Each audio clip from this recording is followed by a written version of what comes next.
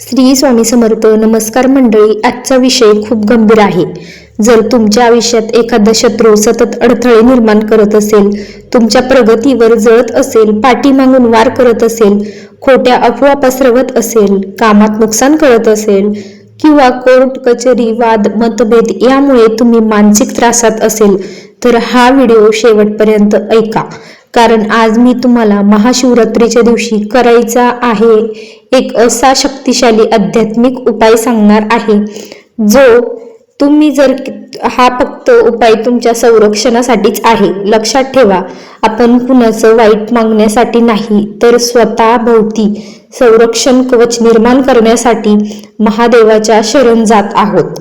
महाशिवरात्र ही केवळ एक सणाची रात्र नाही, ही रात्र म्हणजे शिवतत्वाची पवित्र अत्यंत जागृत असण्याची वेळ आहे. परंपरेनुसार या दिवशी भगवान शिवानी तांडव करून नकारात्मक शक्तीचा संहार केला.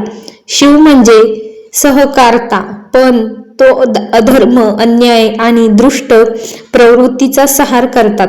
त्यामुळे जर तुमच्यावर अन्याय होत असेल, कुणी मुद्दाम नुकसान करत असेल तर महाशिवरात्रीची रात्र ही प्रार्थनेसाठी आणि संरक्षणासाठी सर्वोत्तम मानल्या जाते. विशेषतः रात्री 8 ते 11 ही वेळ अत्यंत प्रभावी मानल्या जाते. हा काळ म्हणजे रात्र गडद होते जाण्याचा काळ. यावेळी केलेली साधना मन आणि ऊर्जेवर खोल परिणाम करते. या वेळेत मोहरीच्या तेलाने महादेवाचा अभिषेक करणे हा नकारात्मक ऊर्जा, शत्रुदोष, दृष्टीदोष आणि शनी संबंधित त्रास कमी करण्यासाठी उपयुक्त मानला जातो. आता हा उपाय अगदी सविस्तर समजून घ्या. महाशिवरात्रीच्या दिवशी सकाळी लवकर उठा, स्नान करून स्वच्छ, शक्य असल्यास पांढरे किंवा पिवळे वस्त्र परिधान करा. काळे रंग टाळा. दिवसभर मन शांत ठेवा. कुणाबद्दल दोष बाळगवू नका, कारण सुडाच्या भावनेने केलेली पूजा कधीच फलदायी होत नाही. आपण न्याय आणि संरक्षणासाठी प्रार्थना करत आहोत. शक्य असल्यास उपवास करा. पूर्ण उपवास शक्य नसेल तर फळाहार घ्या. दिवसभर ओम नमः शिवाय मंत्र जपत राहा. रात्री 8 ते 11 या वेळेत जवळच्या शिवमंदिरात जा. सोबत थोडंसं शुद्ध मोहरीचं तेल घ्या. मंदिरात गेल्यावर प्रथम शांतपणे शिवलिंगासमोर बसा. 2 मिनिट डोळे मिटून तुमच्या मनातील भीती, राग, अस्वस्थता महादेवाच्या चरणी अर्पण करा.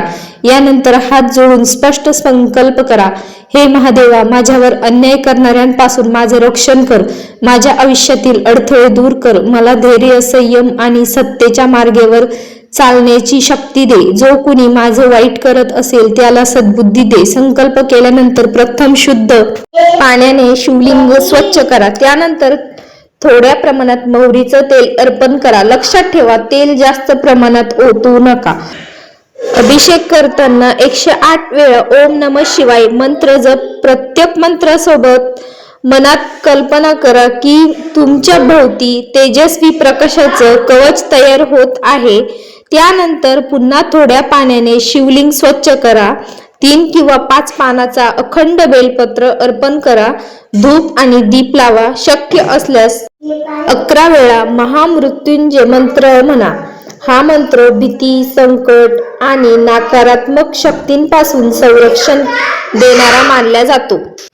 पूजा झाल्यावर काही क्षण शांत बसा. मनात असा विचार करा, मी सुरक्षित आहे, माझ्यावर महादेवाची कृपा आहे, कोणतीही नकारात्मक शक्ती मला स्पर्श करू शकत नाही.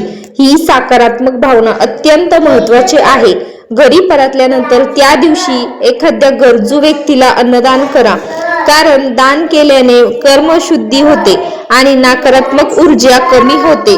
पण इथे एक गोष्ट लक्षात ठेवा, फक्त उपाय करून थांबू नका. स्वतःही योग्य मार्गावर राहा. चुकीचा व्यवहार, खोटेपणा, फसवणूक टाळा, कारण शिव नेहमी सत्यांच्याच बाजूने असतो.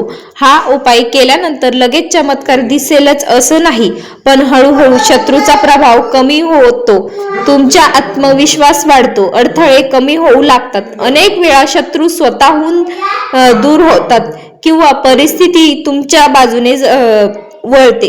महाशिवरात्र म्हणजे सुडाची रात्र नाही, ती न्यायाची आणि संरक्षणाची रात्र आहे. म्हणून श्रद्धा, संयम आणि सकारात्मकता ठेवून हा उपाय करा. कमेंट मध्ये नक्की लिहा हर हर महादेव आणि मनापासून एकदा म्हणा ओम नमः शिवाय. श्री शिवाय नमस्तुभ्यं.